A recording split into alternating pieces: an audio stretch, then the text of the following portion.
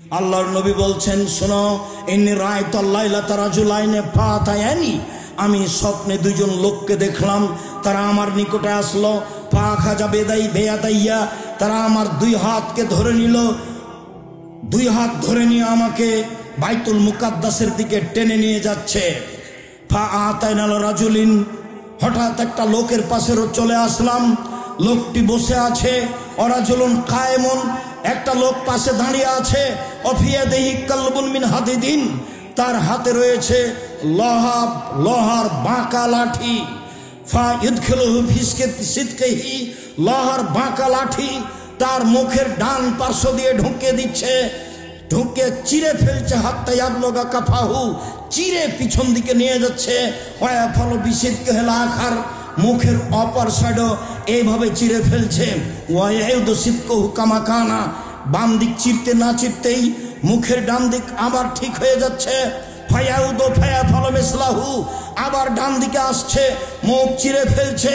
আমি বললাম, মা হাজা, একই দৃশ্য। কালা তারা দুইজন বলেন, ইনতালেক, চলতে থাকেন। ফান্তালাক না, কিছু না বলে চলতে থাকলাম।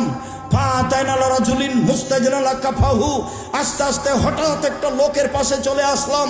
দেখি লোকটা চিত হয়ে শুয়ে আছে, পাশে একটা লোক দাঁড়িয়ে আছে, তার হাতে একটা পাথর রয়েছে। ইয়াস্তাখবি রাসাহু, পাথর দিয়ে মারছে তার মাথার উপরে।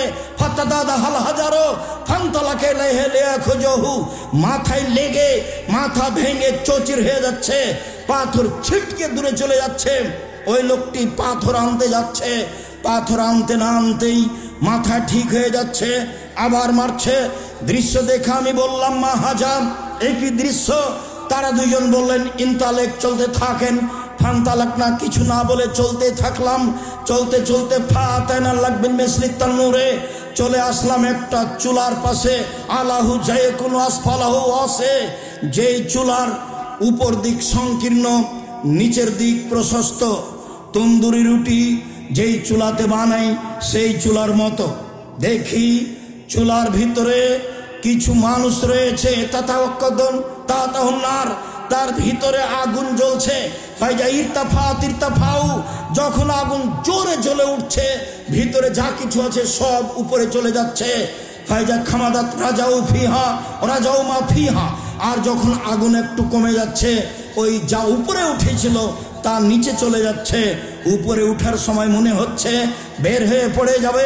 ফিহারে জ্বালনে সানোরাতুন, তাতে দেখি মহিলা এবং পুরুষ উলঙ্গ অবস্থায় জমা ধরে আছে। আগুন জোরে জ্বললে ধাঁধা ধাঁধা করে উপরে চলে যাচ্ছে জমা অবস্থায়।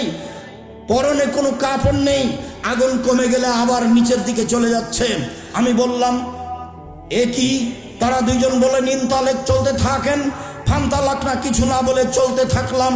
চলতে চলতে চলে আসলাম আতালা নাহার মিন দামিন, একটা রক্তের নদীর পাশে। দেখি নদীতে শুধু রক্ত, অন্য কিছু নেই। নদীতে পানি নেই। নদীর পাশে একটা লোক দাঁড়িয়ে আছে, নদীর মাঝামাঝিতে একটা লোক আছে। কুল্লামা আরাদা এখরোজা, যতবার লোকটা নদী থেকে উঠে যাওয়ার চেষ্টা করছে, পাশে যে লোকটা আছে তার হাতে একটা পাথর আছে, মারছে মুখের ওপরে। মায়ের কারণে লোকটা আবার নদীর মাঝামাঝিতে চলে যাচ্ছে। যতবার উঠার ইচ্ছা করে ততবারই তার মুখের ওপরে পাথর মেরে তাকে রক্তের নদীর মাঝামাঝিতে করে দেয়। আমি বললাম, এ কি? তারা দুইজন বললেন, চলতে থাকেন। চলতে থাকলাম, কিছু না বলে চলে আসলাম একটা সবুজ বাগানের কাছে। বিশাল বাগান, গাছপালা খুব সবুজ। দেখি সেখানে একটা অনেক বড় গাছ, গাছের পাশে একজন বৃদ্ধ মানুষ বসে আছেন, তার সামনে কতগুলি বাচ্চা ছেলে আছে। একটু দূরে একজন লোক আছে। অফিয়াদেহি কাল্লুবুন এই কুতুন্নারা, তার হাতে একটা লোহার বাঁকা লাঠি রয়েছে। সে বারবার আগুনকে উত্তেজিত করছে। ফাসায়দাবিয়া সাজারা, তারা দুজন আমাকে গাছের উপর দিকে নিয়ে চলে গেলেন মাঝামাঝিতে। ওয়াদ খালানি দাঁড়ান মা রায়তা হাসানা কাত্ত, একটা ঘরে ঢোকালেন। এত সুন্দর ঘর আমি জীবনে কোনোদিন দেখিনি। সেই ঘরে রয়েছে শাবন, যুবক আছে, শাইখন, বৃদ্ধ মানুষ আছে, তারপরে নিশা মহিলা আছে, আর সিবিয়ান বাচ্চা ছেলে আছে, অনেক পুরুষ নারী আছে। ফাখরা জানি, তারা দুইজন আমাকে সে ঘর থেকে বের করে নিলেন। ফাসাদাবিয়া সাজারা আলা উপরে আমাকে নিয়ে চলে গেলেন। ওয়াদ খালেই দাঁড়ান, আর একটা ঘরে ঢোকালেন। হে হাসান আফজল মিনহা, পরের ঘরটি আগের ঘরের চেয়ে অনেক অনেক অনেক বেশি উত্তম। সেই ঘরে রয়েছে যুবক আর সেই ঘরে রয়েছে বৃদ্ধ মানুষ। আমি শেষ পর্যন্ত তাদের দুইজনকে বললাম, এতক্ষণ পর্যন্ত কি দেখলাম তোমরা দুইজন বলে দাও। তারা দুইজন বলল, হ্যাঁ ঠিক আছে, সব আপনাকে বলে দেব।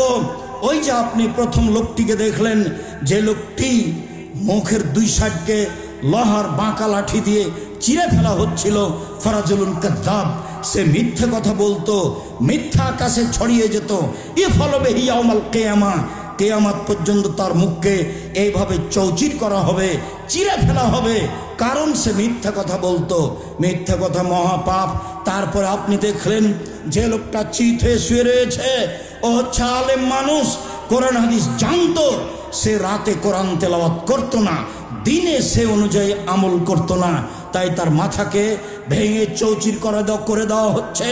তারপর আপনি দেখলেন গর্তে নারী ও পুরুষ উলঙ্গ অবস্থায় জ্বলছে, ধাঁধা করে উপরে চলে যাচ্ছে, আবার নিচের দিকে আসছে।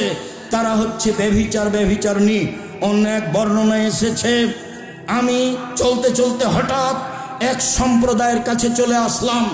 তারা ছিল অনেক মোটা, একবারে 25-30 হাত উঁচু আছে, মোটা মোটা, আর তাদের গায়ে ছিল খুব দুর্গন্ধ। মনে হচ্ছিল যেন গণশৌচাগার, মনে হচ্ছিল যেন রাস্তাঘাটের টয়লেট। আমি বললাম, মান হাওলায়, এরা কারা? তখন তারা বলেছিল, অহমুজ্জনাত জাওয়ানি, তারা হলো ব্যভিচারণী। সম্মানিত দিনী ভাই বোন, বিষয়টি খুব বেশি ভাবার। এরপরে আমরা চলে আসলাম একটা নদীতে, রক্তের নদীতে যাকে ফেলে রাখা হয়েছে সে হলো সুদখোর। যতবার উঠতে চেষ্টা করছে ততবার তার মুখের উপরে মেরে তাকে রক্তের নদীতে করে দেওয়া হচ্ছে, তাতে তার মুখ ভেঙে চৌচির হয়ে যাচ্ছে। এইভাবে তাকে শাস্তি দেওয়া হবে কিয়ামত পর্যন্ত। সম্মানিত দিনী ভাই বোন, সুদের ফলাফল। বিচারের পূর্বেই সুদ খায় যারা, তাদেরকে রক্তের নদীতে ফেলে দিয়ে এইভাবে বারবার পাথর দিয়ে মারা হবে। বিচারের দিনে যা হবে তা হবে জাহান্নাম, যা আগেই ঘোষণা হয়েছে। আল্লাহর দয়া ভিন্ন জিনিস। সম্মানিত দিনী ভাই বোন, তারপরে আপনি দেখলেন অনেক বড় একটা গাছ, গাছের নিচে একজন বৃদ্ধ মানুষ, তিনি হচ্ছেন ইব্রাহিম আলাইহিস সালাম। তার সামনে দেখলেন কতগুলি বাচ্চা ছেলে, তারা হচ্ছে মানুষের সন্তান। হিন্দু মুসলমান সবাই হতে পারে। অত্র হাদিসে বলা হয়েছে, যেসব ছেলে মেয়ে মুসলিম অমুসলিম যুবক হওয়ার আগে মারা যায় তারা সবাই জান্নাতে যাবে, এ হাদিস দিয়ে বলা হয়েছে। তারপরে আপনি দেখলেন একটা লোক লোহার লাঠি দিয়ে আগুনকে উত্তেজিত করছে, তিনি হলেন জাহান্নামের মালিক, তিনি জাহান্নামের আগুনকে উত্তেজিত করছে। প্রথম ঘর যেটাতে ঢুকলেন সেটা হচ্ছে সাধারণ মুমিন পুরুষ নারীর ঘর, আর এখন যেটাতে বের হলেন সেটা হচ্ছে শহীদদের ঘর।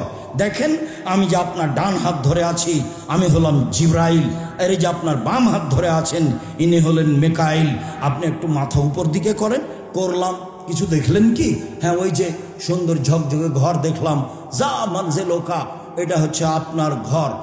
তখন রাসূল বলছেন যে দানিয়াত খোলো মানজেলি, ছেড়ে দাও তোমরা, আমি এই ঘরে প্রবেশ করি। তখন তারা দুইজন বলছেন, জি না, বাকি এলাকা উমরুন, আপনার বয়স বাকি আছে। যখন আপনার বয়স শেষ হয়ে যাবে তখন আপনি এখানে চলে আসবেন। বুখারী। সম্মানিত দিনী ভাই বোন, লম্বা হাদিসটি আংশিকভাবে অনুবাদ করলাম আপনার সামনে, শুধু সুদের অংশ দেখানোর জন্য। সুদ মহাপাপ।